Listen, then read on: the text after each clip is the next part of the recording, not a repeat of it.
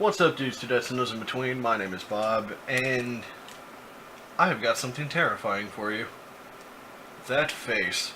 But anyway, this is Milo Stewart, and this is, I think, the main thing that really kind of wanted to spark me to start talking about social issues and political issues and whatnot. Because, and here's a little bit of backstory, but when I was still in South Korea and I was getting ready to leave the country and get out of the military and go back home, I had seen this video then, and I made a vlog. It was me standing next to one of my windows smoking a cigarette, and I was like, hey, is America really like this? Because if so, I'm gonna fucking stay out, you know. But yeah, this is the video I was talking about, and I'm not very easily offended, but it pissed me off. Like, I wasn't actually offended, but it just pissed me off at how stupid this person was. And honestly, it was a little bit shameful on our society that someone this young could get indoctrinated into such hateful, bigot bullshit. So, without further ado, let's listen to what this moron has to say. All white people are racist, all men are misogynistic, all cisgender people are transphobic, all members of a majority are biased against the members of the minority or oppressed group. And halt, you fucking idiot. This is what I was talking about.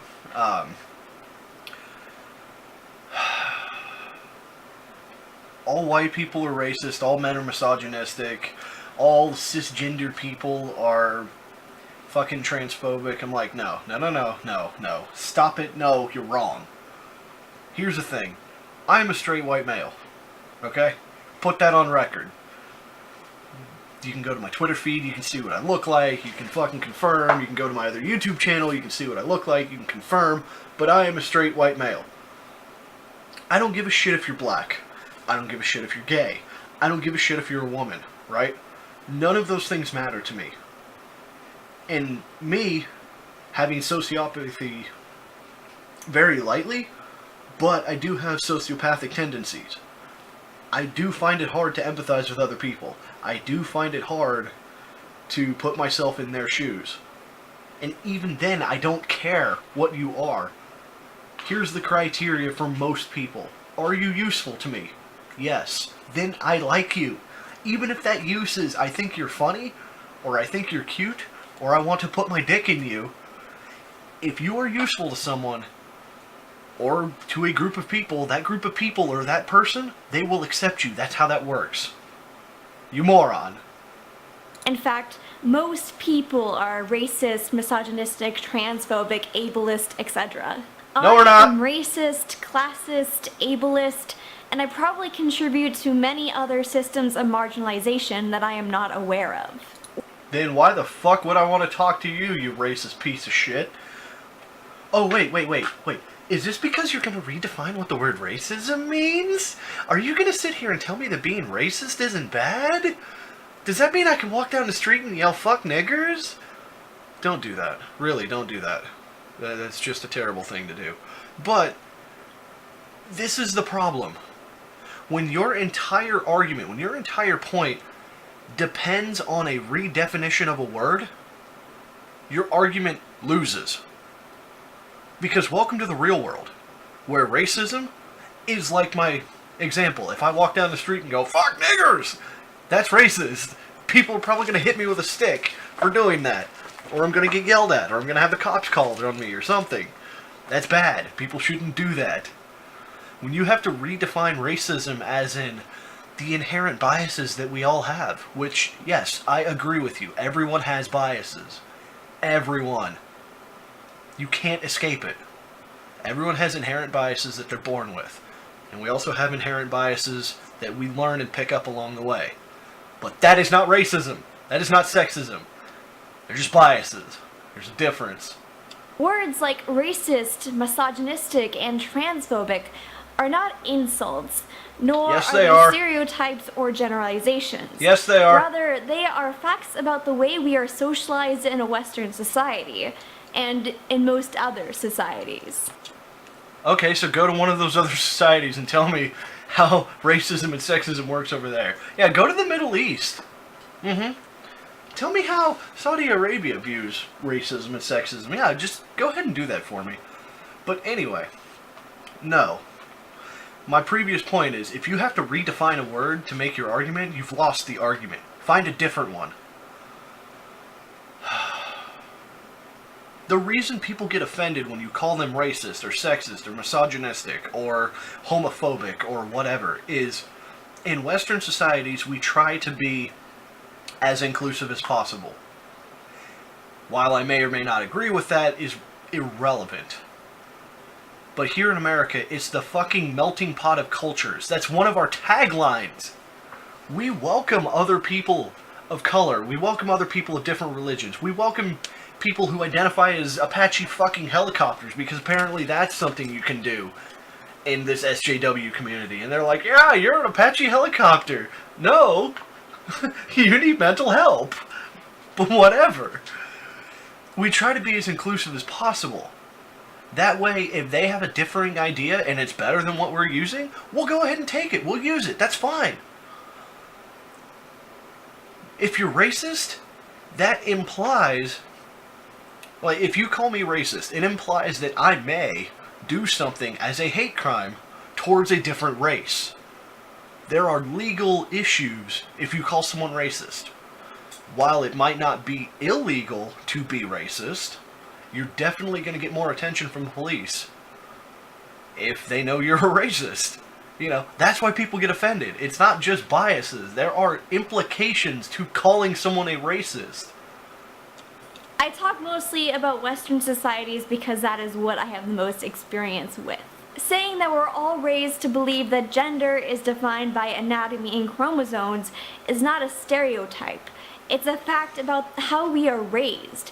Even if you have liberal parents or teachers who teach you about gender identity, you still come into contact with the idea of biological gender through the media or through interactions with other people.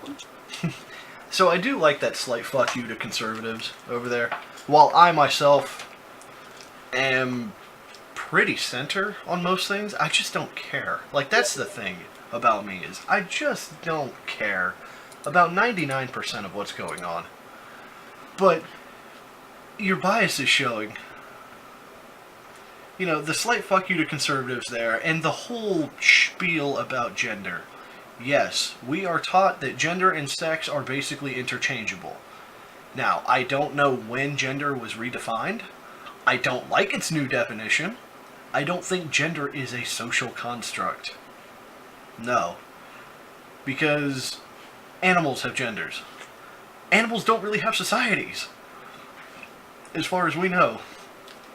They do have groups, they do have tribes and whatnot, but they don't have a set of rules. They don't have...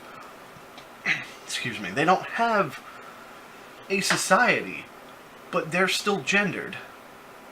I think gender is more or less how someone should act. Like, the quote-unquote male gender is supposed to be stoic. We're supposed to be sort of emotionally dead. Like, we're supposed to bottle our emotions and whatnot. We're supposed to be the strong ones. We're supposed to be the protectors, the providers, the caregivers. We're supposed to be all these things as a gender. Now, women, quote unquote, if we're going to go by standard gender generalizations, they're supposed to keep the house clean. They're supposed to manage the money. They're supposed to make sure that the provider of the house has everything he needs to provide for the house. They're supposed to raise the children. They're supposed to do this. They're supposed to prepare the food. Yada, yada, yada. I don't think those are inherently bad. But it doesn't hurt anyone if you follow those or completely disregard them. Like my family, for example. My stepdad is quote-unquote the wife. He has the lower paying job. He cooks the majority of the meals. He does a lot of the cleaning around the house. He does most of the grocery shopping. And there's nothing wrong with that. And honestly, if my parents could have afforded it, he wouldn't have had a job. He would have stayed at home with my brother and I, and he would have raised us. Because that's what he prefers to do. Now, he is not a very feminine male. He is very masculine. He's a big dude. But he's also one of the nicest people I've ever met. So holding to that, like, gender generalization has no meaning. It doesn't matter. That's just what the norm has become, quote unquote. It doesn't matter. Even if you are raised by open-minded people, you will still be psychologically affected by living in a society built on imperialism, which, by the way, created cisnormativity and heteronormativity. A 2012 study, which I will link below, observed how white people empathize with black people less than we do with other white people, because our minds register their pain as being less severe than it actually is. We're raised to believe... Okay, so I actually did read that study. And if I can find it, I will link it in the description below. By the way, this video is going to be linked in the description as well. But that study said nothing about what white people think or what black people think. What it's saying is, we're going to separate people into groups. Let's just say, for the sake of argument, white people are in group A, black people are in group B, and Asians are in group C. Right, let's just say that. So, when we take group A and we make them empathize with other members of group A, since they all are similar, there is a higher level of empathy there. Cool, right? It says that. Now, if you try to take members of group A to make them empathize with members of group B, there are differences there. It's your brain trying to become something it's not when it's empathizing. When a white person tries to empathize with a black person, it's not that we think that they're any less than us. We don't think that their pain isn't as great as ours. We know they're capable of pain. We know they're capable of just as much pain or suffering as we are. But there are inherent biases, like you said. Yes, I agree with that. And the inherent biases come into play like this. When a white person sees a black person, their brain, when they're empathizing, tries to become a black person. They try to literally put themselves in their shoes. Most people are not able to do that fully. We're able to go, okay, this black man, let's say he's a mailman. Cool, right? We can put ourselves into the shoes of a mailman, but we can't put ourselves into the skin of a black person. Because we don't know what differences there are. We don't know. We're not black. How can we become something we're not? But, in the case of the mailman incident, we have seen enough mailmen to understand, okay, this is what they do, this is how they act, yada yada yada yada. But black people, just like white people, and just like brown people, and just like Asians, and whatever group, are so diverse, we can't pinpoint what a black person is like. Because a black person isn't like anything. They're a person. Whatever. A mailman is a lot like a person who takes mail and puts it into fucking mailboxes. We understand that, right? And I know that's not very good of a comparison, but I'm trying to explain the difference between how someone empathizes. That's what the study is saying, is we see something that we're not and we try to become it. Therefore, our empathy is weaker. And it's not just white and black. It's if a white person tries to empathize with a Hispanic person, or an Asian, or fucking a Martian. It could be literally a person from Mars. We would not have as strong as empathy as with another member of our group.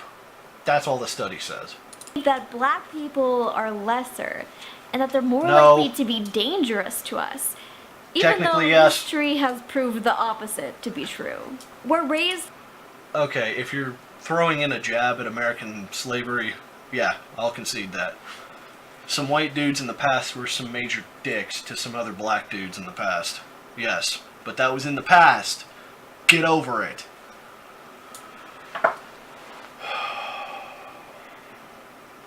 To believe that gender is based on biology, and that features that are typically associated with one sex are repulsive or shocking on the other binary gender, especially when it comes to transgender women. You mean like the fucking lipstick that you're wearing even though you're trying to become a male, you sick fuck? Idiot! Beauty standards affect everyone's psychology, and cisnormative beauty standards are no exception. If you followed me this far, and you agree that all people are psychologically affected by marginalization, but you disagree with calling these biases racism or transphobia or misogyny, then there's really no point in arguing further. What? You pussy, fucking debate me. No. If you're gonna sit here and try to redefine a word and then base some arguments based on that new redefinition, be prepared to back it up. This is a spineless move. And sure, I'm gonna give you a little bit of credit because you're so young that it might be a little bit intimidating to go up against someone who's actually been in society, who actually knows what the fuck is going on. Yeah, it's gonna be intimidating. I'll give you a little bit of leeway there. But if you're going to sit here and make an argument, back it up. Because I don't agree that my biases are racist. I don't think my biases are sexist. It would be sexist if I acted on some of my negative biases. Yes, I agree. But here's the thing. I don't act on them. Most people don't act on them. In fact, most people don't even recognize they have them. And that's the only correct thing you have said in this entire video. The discussion boils down to disagreement over the definition of a word. It's probably not going to be very productive. So quit redefining it! An argument for why I believe we should view racism, transphobia, and misogyny from a wider lens. And you can feel free to respectfully disagree with me. How's about fuck you? I'm gonna disrespectfully disagree. You disgusting piece of shit. Okay, now that the disrespect is gone, and that the anger is a little bit gone, I don't think you're right. I don't think we should view racism and sexism and misogyny and what other ism through a wider lens. Because like I said before, if you get called a racist, there are legal implications there. Sure, the police can't arrest you for being racist. I mean, they can arrest you for hate speech, they can arrest you for hate crimes. But if the police know that you are racist, sexist, misogynist, right? They're going to keep a better eye on you because you have a higher likelihood of committing a hate crime because you have motive to do so. That's why we can't change the definition of racism. That's why we can't change any of these definitions. I think that when people hear words like racism, transphobia, and misogyny, they think of blatant, unapologetic hate. Yes. Like violently attacking someone because of their identity. Yes. Certainly people who commit violent hate crimes are very, very bad people. Yes. However, I believe to properly dismantle systems of oppression, we must acknowledge that being racist or transphobic or misogynistic or ableist or whatever does not make you a bad person. No, they absolutely make you a bad person. Absolutely. If you're the kind of person that can't treat people fairly because of what color they are, I have no use for you. Get the fuck out of my society. That's my personal opinion on it. But no, that's why you perfectly described what actual racism and what actual sexism is. You perfectly described it. And then go, well, that doesn't help us. We need to view it through a wider lens. And I understand what people are doing. You're literally giving people the argument to use against you. Do you not see what you're doing? Really? Also, what systems of oppression? I can understand if you said systematic oppression. Yeah, that might be a thing. I don't know, because I'm not fucking oppressing anyone. And I'm also not being oppressed. But when you say systemic oppression, institutional racism, things like that, give me a system. Give me an institution. Point out the bad people so that me and you can shame them into not being bad people. Or they can do something fucking stupid and get locked up in prison. I want to believe you that there is oppression. I want to believe you that there is racism. I truly do. But it doesn't help anyone if you just go, racism! Where is it? It's the institution! Which institution? It doesn't help. You're gonna keep crying wolf and people are not gonna take you seriously. Being afraid to call ourselves racist, we are failing to acknowledge how our biases contribute to systematic racism. Microaggressions are mocked as not really being a big deal, so we fail to acknowledge when they do legitimate harm. Yes, there have— Like what? Give me a microaggression that does harm. And if it's to the effect of, well, I'm offended. Well, big fucking deal. Seriously. Who cares if you're offended? I don't. Are you physically ill because you're offended? Are you physically injured because you're offended? Is one of your family members or friends or anybody, for that matter, physically or mentally hurt, injured because you're offended? No. Offense is taken, not given. You'd do well to remember that. Been a lot of police officers who have been outed as members of the KKK. But not every police officer who has harmed an unarmed black or Latinx person has been a member of the KKK. Who the hell cares? The KKK doesn't do anything anymore. Sure, historically they've been one of the worst organizations to ever crop up on this earth, but they don't do anything these days. Because they lost. Their whole idea of black people being inferior, yeah, society beat that into the ground. And today, black people are just as free as white people, so the KKK, they lost. They know they've lost. That's why they don't do anything anymore. Who the hell cares? Subconscious biases are the reason why we're more likely to see a black person holding a cell phone or toy gun and think we see a dangerous armed person. And they're also to blame for the fact that many victims of police brutality were never given the medical treatments that could have saved their lives. Okay, that is not a subconscious thing that we have, to where we see a black person holding a phone or a toy gun or whatever. That's not subconscious. That is a societal issue. It becomes an issue when 13% roughly of the population is committing half of a certain kind of crime. That is an issue. That is not subconscious. That is, there is something wrong with that group of people. Now, I don't think it's racist to say black people commit more crimes than white people, even though there are significantly less black people. That's not a racist thing. It would be racist to say black people commit more crime because they are black. That would be racist. But when you have all of the data of black people hurting, everyone, really, just as a general statement, go look up the number of crimes committed by black people, and then go look up how many black people are in the United States. That's not subconscious, that's fucking hard data. Microaggressions are also to blame for the fact that transgender women are stereotyped as being sex workers, which hurts people like Megan Taylor, who was jailed for 8 days after the hotel she was staying at wrongfully reported her.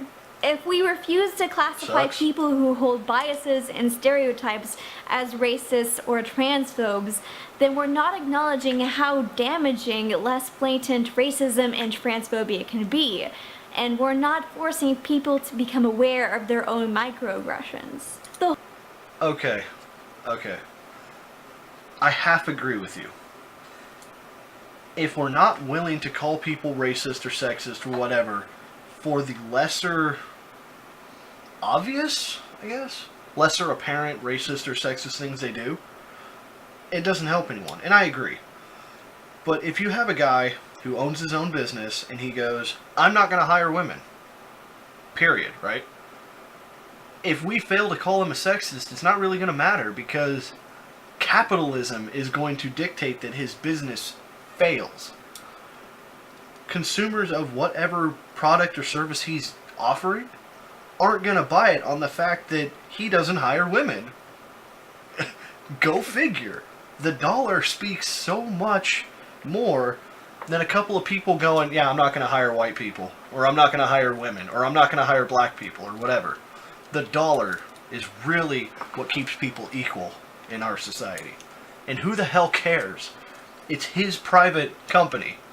Do I think he's a prick if he doesn't hire a certain group of people? Absolutely. But he also has the right, as long as he's not being funded by the federal government. The whole point of acknowledging that we're racist, transphobic, misogynistic, etc. We aren't! is so that we can better recognize our biases and work to overcome them. So those are my thoughts. Okay, you're an idiot. Biases aren't racism. Biases aren't sexism. Racism, sexism, and all the other isms and the fucking misogyny and all that is when you take your biases, your negative ones, and you act upon them as if they're true. That's what racism is. Here's the thing. By your definition, I am racist, right? Here's one example of me, quote-unquote, being racist by the Milo Stewart definition. I don't think black women are that attractive.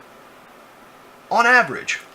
Now, don't get me wrong, there are some black women who I think are very attractive. Very hot. Halle Berry. Oh my god. But I am racist because I only want to fuck people like Halle Berry. Do you see where I'm getting at? That's your definition of racism. Here's my definition of racism. I only want to fuck Halle Berry. So, everyone else is a nigger. That's real racism. Do you see the difference? Biases are not hate speech. Biases are not racism, sexism, anything like that. You are wrong. Ugh. Anyway, I figured that was a good way to start out this channel. Because it was honestly, this video was the one that really wanted me to start talking about this kind of crap. And I know I got kind of pissy at the end and started attacking Milo's person, if you want to call it that. But I am who I am. So, and I'm proud of it. A couple of things about me, and yeah, that's a topic for a different video. But anyway, I've spent enough time rambling and being pissed off at this hate speech. So, my name is Bob. There's a like, comment, subscribe section down below. Use it as you see fit. If you have any information on what this person has said, if you have any opinions, let me know down in the comments below.